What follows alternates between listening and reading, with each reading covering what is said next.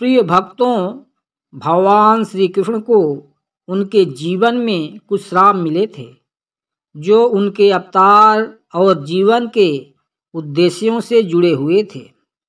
पुराणों में इन श्रापों का उल्लेख मिलता है।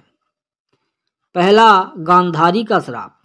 महाभारत युद्ध के अंत में जब कुरुक्षेत्र युद्ध में कौरवों का विनाश हो गया और गांधारी धृतराष्ट्र की पत्नी ने अपने सभी पुत्रों को खो दिया तो वह अत्यंत दुखी और क्रोधित हो गई। उन्होंने श्री कृष्ण से कहा कि आपने इस युद्ध को रोकने का प्रयास नहीं किया, जबकि आप सर्वशक्तिमान थे। इस दुख और क्रोध में उन्होंने श्री कृष्ण को श्राप दिया, जिस प्रकार मेरी संतान का विनाश हुआ है वैसे ही यादव वंश का भी विनाश होगा और श्री कृष्ण भी अपने वंश के विनाश को देखने के बाद मरण को प्राप्त होंगे। गांधारी के इस श्राप के कारण ही यदुवंश का विनाश हुआ और अंततः श्री कृष्ण ने भी देह त्याग दिया। दूसरा, ऋषि दुर्वासा का श्राप। एक अन्य कथा के अनुसार एक बार ऋषि दुर्वासा ने श्री कृष्ण से उनके भोजन का कुछ भाग मांगा। श्री कृष्ण ने उनके शरीर पर लगा भोजन का भाग नहीं दिया।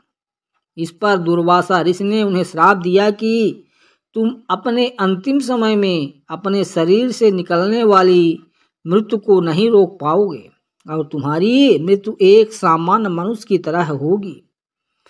तीसरा, ऋषियों का श्राप। महाभारत युद्ध के बाद एक बार यादवों के कुछ युवकों ने ऋषियों के साथ मजाक किया। उन्होंने सांब, श्री कृष्ण के पुत्र, को महिला के भेष में सजाया और ऋषियों से पूछा कि यह किसका पुत्र जन्म देगी। ऋषियों ने इस मजाक से क्रोधित होकर कहा, यह एक लोहे के मूसल को जन्म देगी जिससे यादव वंश का विनाश होगा। बाद में यही मूसल यादवों के विनाश का कारण बना। इन श्रापों के प्रभाव से यादवों के बीच आपसी संघर्ष हुआ, जिसमें उन्होंने एक दूसरे का विनाश कर दिया। अंत में श्री कृष्ण ने भी एक शिकारी जरा के हाथों अपने शरीर का त्याग किया, जिसने गलती से श्री कृष्ण को हिरण समझकर तीर मार दिया। श्री कृष्ण को दिए गए ये श्राप उनके अवतार के उद्देश्यों की पूर्णता और धर्म की स्थापना के लिए ही थे।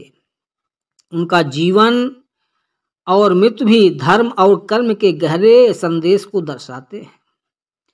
प्रिय भक्तों, इस प्रकार की रोचक जानकारी के लिए कृपया वीडियो को लाइक और चैनल को सब्सक्राइब कर लें।